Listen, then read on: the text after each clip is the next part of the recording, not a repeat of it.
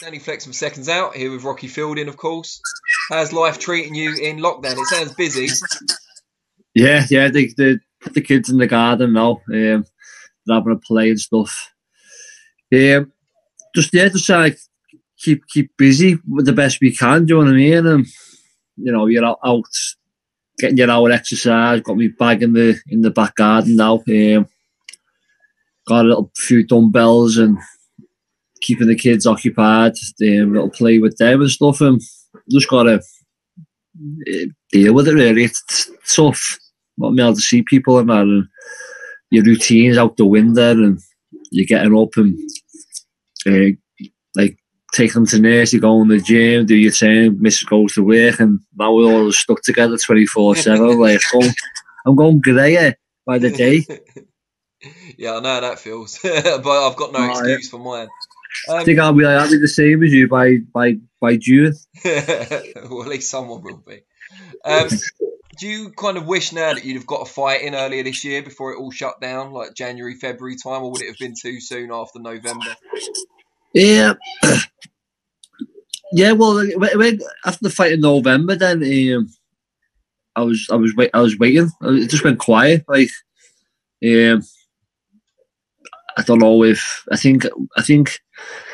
don't know. I had nothing back. Yeah, I had nothing back off Eddie. It went quiet, and I think like everyone was focusing on the Canelo. Who was going to get Canelo? So I think everyone.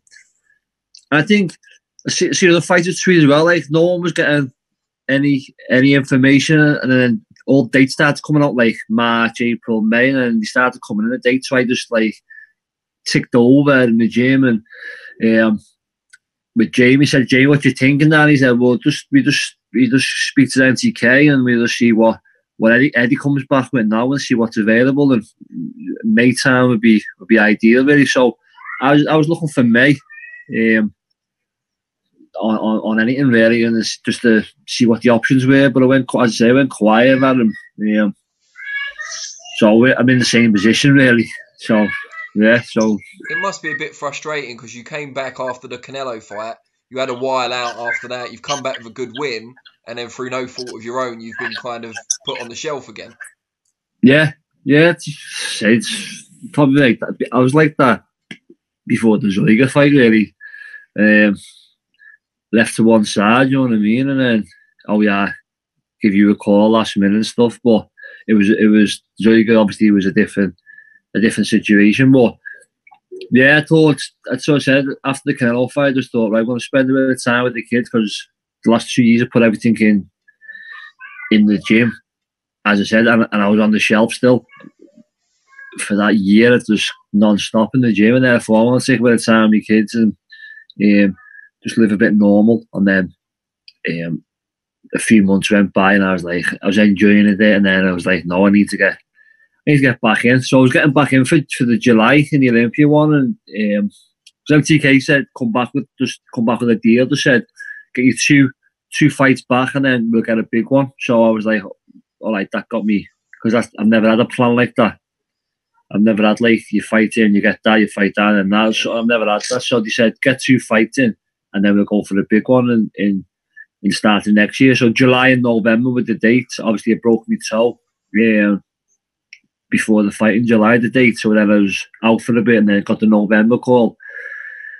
And then it was just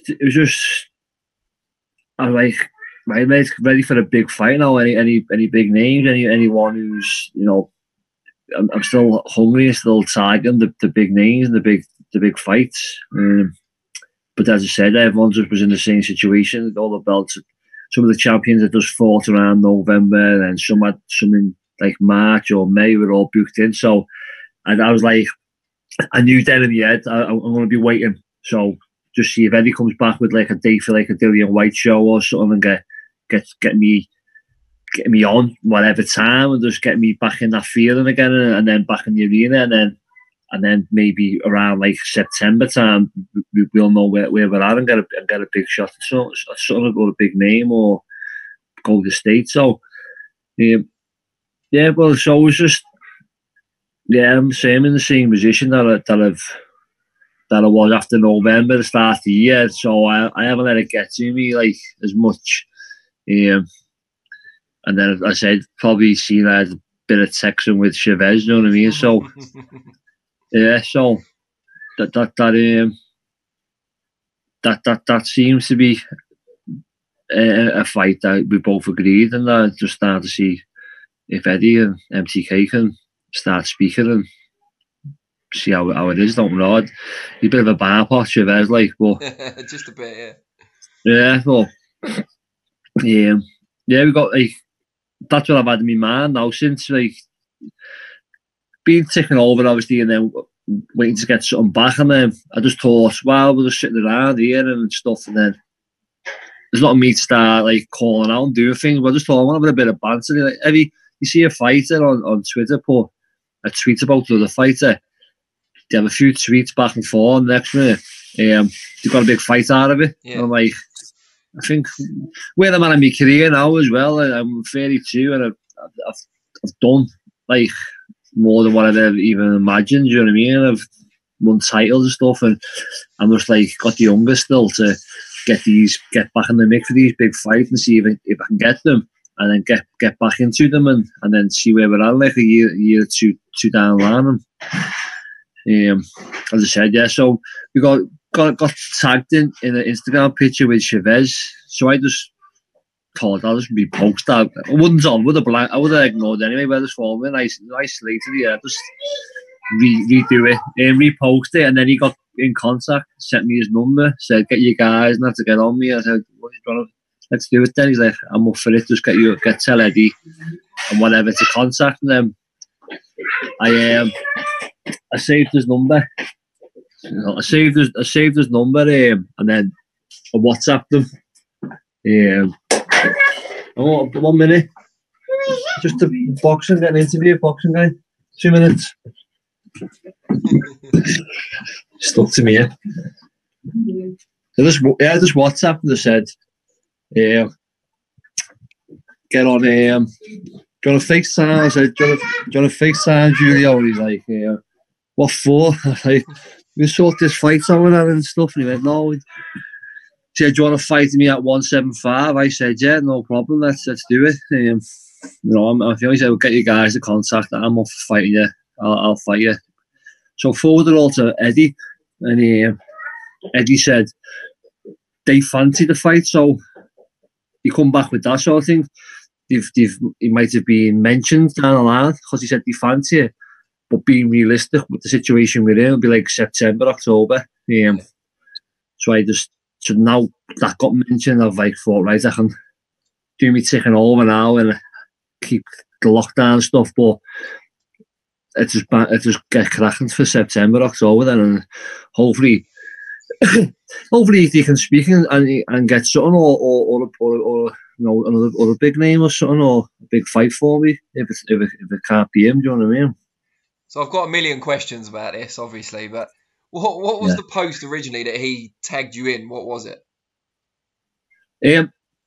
No, like someone had, like a boxing fan or someone had like put a picture of me and him, like a split picture, saying, "Yeah, good fight." So I just, so I like reposted onto my Instagram story, and then he must have got it, and then he's sent me a message, when I woke up on the Saturday morning, in my inbox was, "Here's my number, I'll fight you, get your team to contact Eddie," and that. Brilliant. So I went, brilliant, I'll save it now. 8:30 in the morning, forwarded it over to Eddie. And he said, yeah, they fancy it, but being realistic, we can target September, October. So I said, okay, fine. Then we've obviously a bit bored, so I started WhatsApp, and he's WhatsApped me back. He's mad, he's WhatsApping and videos of his dad fighting on the telly, like what he's been recording and stuff, and saying that I want to beat you, and saying you'll try and all that, just having a bit of banter. His English is not that good. And then he put like a story thing. I just sent a message. He was hitting the bag, and I was like, "You don't have to work harder than that, Julio." And all just wind him up. Said, I am. I said, let's get a date. So he said, "We'll tell Eddie to contact. I'm ready, waiting." So I just need to put the pressure on Eddie, really, I think, don't I? And It makes a change from getting called out by Clarissa Shields, I suppose. At least you can actually have Oh, this fight. I know. I don't know where that come from either. That was a bit of a mad one. Saying she beat me and stuff and this and that. But seeing that she was over here, I should have gone on to her and said, where are you now? You're over here, so why don't you tell me now? I'd drive to London. I'd drive to London and spy, but yeah, hopefully that, and then or let's say to see what comes. That'll be a good fight. I'll go to Mexico for that or I'll go to the States, and I won't get him over here, but I'll travel over there and think. I don't know. He's not really liked, is he? But he's a big name. And it's almost a perfect fight in that he's a huge name, but he's known for not having the greatest discipline. Are you catching him at a good time as well? You're still hungry. I mean, it's a good fight. Yeah, because I've seen. I obviously follow him. A story. He's just training in his living room. He's on his bike, on a stepper. He's punching a bag that is down here. He's just on his own, just training in his living room. I was thinking, and when I seen him fighting Jacobs, he was doing that, and I think he went to Freddie's gym a few times, the wild card, and then Freddie, he doesn't listen. He's not listening. He thinks he's just a bit of a BARMPOT, but I just say his name's big. We're both in a similar situation. I think he's at that fight with Jacobs and whatever happened, and he's in a position like probably me wanting to just get a big fight, big name. I do and see where we're at, and get. I know that I'm not going to be waiting around trying to get myself back in position for where it's like, because I didn't even get that last few years of my career. I've just been trying to fight. Yeah, go on, here we go. So I'm not going to be hanging around for years trying to build myself. I think there's a lot of good fights there. But looked at the boxer rankings, I know they're not really tingo, but it's still up in the top 10 of the box rank and the world things, and Britain, you got Callum, Billy Joe, then me, Rada, you know what I mean? So that's strong. And obviously the other super middleweight, so that's where I'm looking at now and seeing what. If it does come off against Chavez at 175 and it goes your way, would you stay at 175? Yeah. I spoke with Jamie, but recently with Jamie about it. He was just saying if options do come like that, because I can do it. So the options, if the options thing, come at 175, get him, beat him, and then if an option come, but I mean, these good options at 168 as well. If the world champion loses his title and wants to get a fight back. Say Billy Joe gets Canelo, and he loses, wants to get a fight back. I could be the one for that or something. Or if it goes quiet with Canelo now and he wants a voluntary, give me a call. Do you know what I mean? If he's after, because that's where I'm on a position to I'm not going to call him out. I'm just offering that if he's struggling for opponents and you think like that, I'll fight them, and that's the same. So either way, if 175, 168, I was just when he texted that over, I was like, yeah, no problem, because I'm eager. I just want to fight, and I know I've got the size for 175, and I've got a good few months up to September where I can build on things. Well, you're probably the naturally bigger man as well. Chavez is a lazy 175, isn't he? Yeah. He can, if he puts a good graft, then he can get to the super middleweight, couldn't he? But so I think I'll be in good solid shape and big for 175. So you got the frame for it. Yeah, then to see what. So that's where we're at. I'm just waiting. I know all the world champions are all wanting to fight each other now, but they're all with different broadcasters. They're all saying they want to fight, and then when it's actually coming to probably doing it, they're not. It's gone quiet now and on. So I think obviously with lockdown, but if all them unifications and all them stuff don't go their way and they go down the list and they want an opponent, then I'll take it. And I think, but realistically, I think a next fight would be with someone who's got a good name, who hasn't got a title, a good name. You know, I'd fight any of them, Jacobs and that, and any of them. You know what I mean? If the phone rang and Eddie goes, look, we need opponents, and what benefits me, a good fight like that, because they've offered over, like, in the past, like, a prospect kid, Sims Jr., do you know what I mean? I'm like, I'm not in boxing just to be a prospect, opponent for a prospect, so he has a name on the record. I'd rather just jack it in if that's the case. So I'm in it for just for myself, what benefits me. And you know, if my career went, like, if we didn't win the British English prize fight, world title, and like things like that, then obviously I'd take what was being given. But I think it'll just dampen fighting these prospects that are getting sent over, and just dampen, like, my career kind of thing. Like, what are you going to go fight? He's got no title, he's got no world ranking. Well, you've got everything to lose, haven't you? Even if you win, what are you going to get out of it? That's the thing. That's it, yeah. You get, like, he's a prospect, so you're going to win,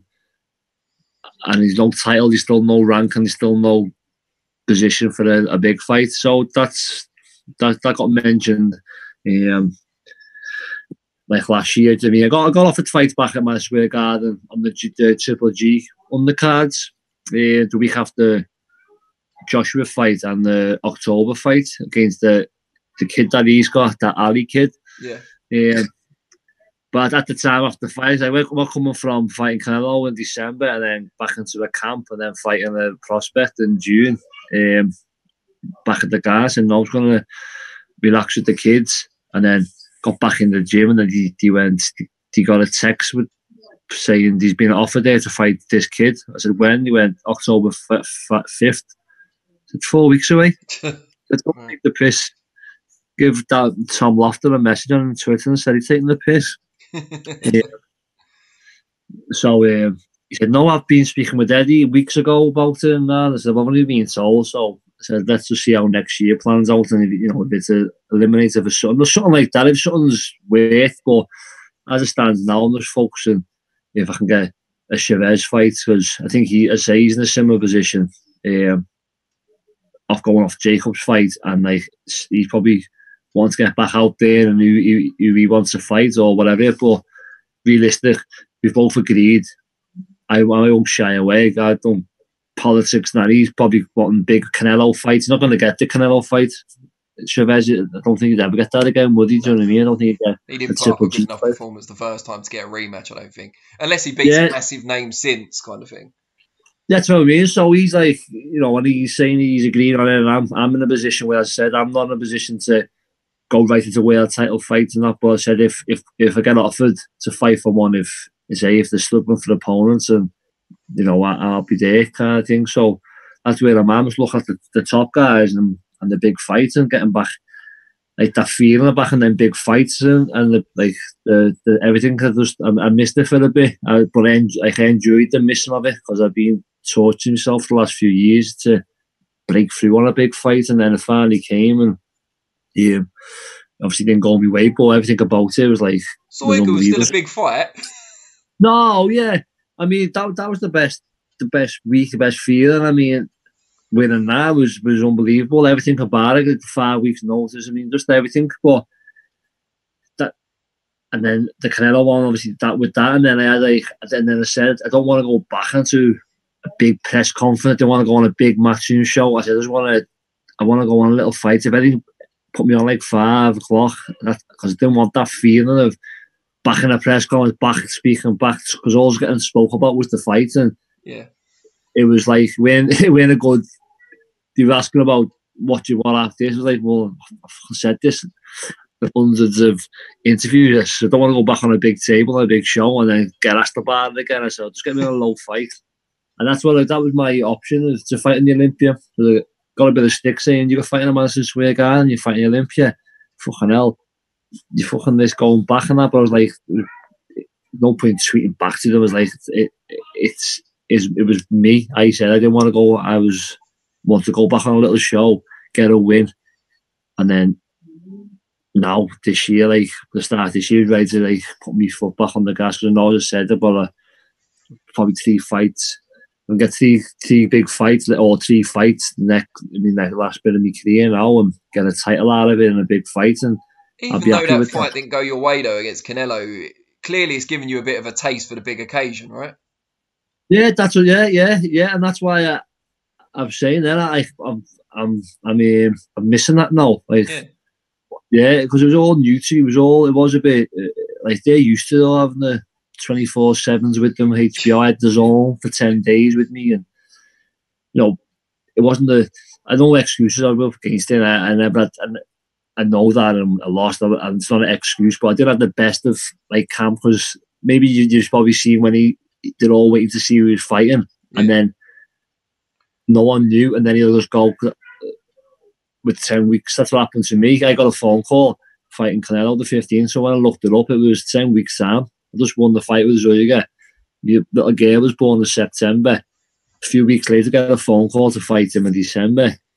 So I was like, okay, so the weight was a bit high. You know what I mean? I'd been celebrating from the Zúñiga fight, my baby born, and then I got 10 weeks for the fight and a press tour, and the zone was with me for 10 days. Like, when I was finishing big sessions, they wanted interviews somewhere. I had to go home. Couldn't even eat no dinner because they wanted a bit of demand. And Jamie kind of like told them and that, but they give like a day off, and then came back for another 5 days. And it was like, my routine is like train for fights and rest, go to sleep, go and train again. So I thought I had to make time for them. I had to go and do promo. I had to go and run up and down the Albert Dock in the freezing cold after the session, doing retakes. Doing a retake, do that again, do that. Can you do this? Can you go by that? And I live 40 minutes away from Liverpool now, so it was like finishing a session in Manchester, shooting to my house, getting me dinner, then shooting to Liverpool to do filming, then going back, and then the night time coming around, want to see me play with the kids, can I go and do this? That. So all that was like, it was great and that. I mean, I was loving it, but then it was just like, it was taking its toll as the camp was going on, do you know what I mean? And like, just people don't see, and then I busted my finger sparring Comrade, so I couldn't do no sparring for a bit of things like that. But it's not saying no excuse, it was just the way it was all new to me. But then when I got there, it was fight week, was all like, oh, Hopkins is there, De La Hoya, you know what I mean? Fights that I've been watching, looking up to, and like actually on the main stage, and just like all that, I just loved every bit of it. And then I was like, at a bit of a time off, and I was thinking, no, I need that feeling back. I'm not going to get that feeling because I'm probably where I'm at in my career now.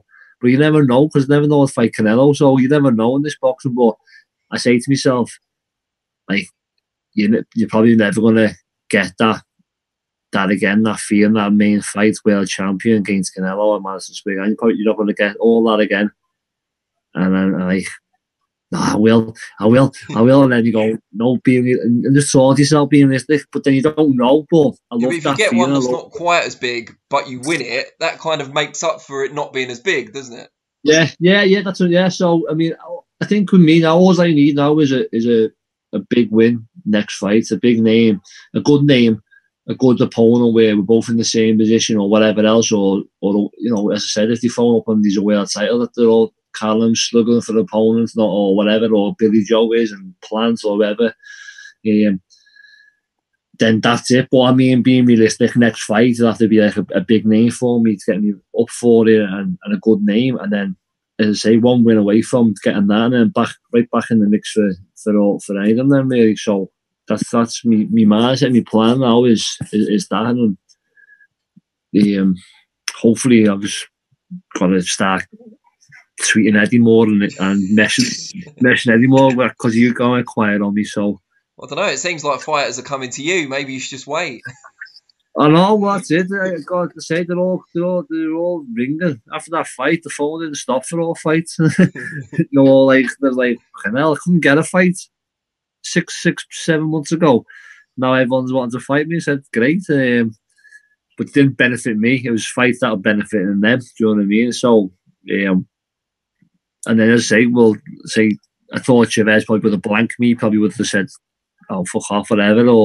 But no, I sent his number over, and he was like, "Yeah, I want in that." So so that got me with. And then when Eddie said he'd been speaking and they fancy, I thought, well, that's get me. That why you say, because I've been sitting around here isolated, thinking, what is my next move? What am I going to do? I'm going to start tweeting out all shite, trying to get people to fight attention, and said, not me, do you know what I mean? But I think, I say, be realistic. I think a big name next fight, and then get a good performance and a win, and then I think back in the mix for 2021 for something big, maybe.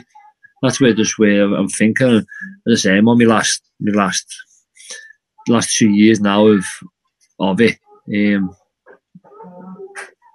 Still hungry to get up and go to the gym. Still got all that. Still got the feeling with the lads training and all that and things. And all the lads have got big fights and they're all fighting. So that's what's keeping me going. And then I always say, hopefully just get a fight, a date really, and something nailed in and some communication and see where it's at. But that's where I'm thinking at the minute. Like, I'll keep everything crossed for you and hope that fight comes together. I think it'd be a great fight for you at this stage. So fingers crossed it happens. He's good name, former world champion, had good names on his record. He's sitting around in his living room, shadow box from BARMPOT. But yeah, that's what I'm saying. Well, anyone say? I think like another mention was Rada, and I was like, a while back, I was like, I've beaten. What's the point? And people are, because you got that good performance at Callum, I think, then they're like, should get back on with you, should be fighting you, should get back on. Then the winner goes to fight for the big. I was like, and then I was like, and I think, well, you're sitting around in isolation and I'm going to fight. I'm thinking, you know what? Yeah, let's do it then. If they want to contact me and fight and win a fight for a world title, a big fight next, let's do it. So that was all. These old tweets that are coming through. I've been dying like reply back and then make a bit of a noise. And I'm thinking, no. And then with this isolation, I'm just like, you know what? Anyone that tweets about fights and they want to mention fighters, I'll just jump at it now and say, yeah, let's do it. But the moment you do that, then you don't get the Chavez fight. That's the thing, because at the moment, if that's the only option, it will push towards it. But if you go for Ryder and he needs a fight as well, it's just an easy fight to make, isn't it? Yeah, that'll be the one that gets made. Then you won't get Chavez. Yeah, and also it's just like needing something in place at the minute. Like, I think with everything what's going on and shows cancelling, I think everyone is obviously idea now be all busy with trying to reschedule and get fighters that all wanting to get out. And as you say in interviews, I think it'd be easier now for fights to get made because everyone's been waiting around them. As I say, I've always been my old career. I've been easy with it. You send someone over, and I go, yeah. Do you know what I mean? So. So I'd say so hopefully I can give another week or two, fire another message into Chavez, see what he's up to. We know what he's up to. He's shadow boxing in his backyard. Just follow him on his Instagram, and obviously put a bit of pressure on Eddie and MTK to see if he can start getting a bit of conversation and something nailed in, and hopefully and see what. Brilliant. Well, really appreciate you giving me some time. Thanks for the contacting. Like, I had no contact off no interviews for months and that. I think everyone's forgot about it. But I haven't forgotten about it. No. Just gives you just give me good little chat and get back and get my name back in the mix. Then. Brilliant. Well. It'll be up soon. Tweet it out. Get your name. Yeah, will do. Yeah. And I'll tag Chavez in as well and see if he's got anything to say. Yeah, definitely. Brilliant. All right. Well, I'll speak to you soon. Hopefully in person. And you, mate. See you soon. Stay safe. And you, mate. Take care.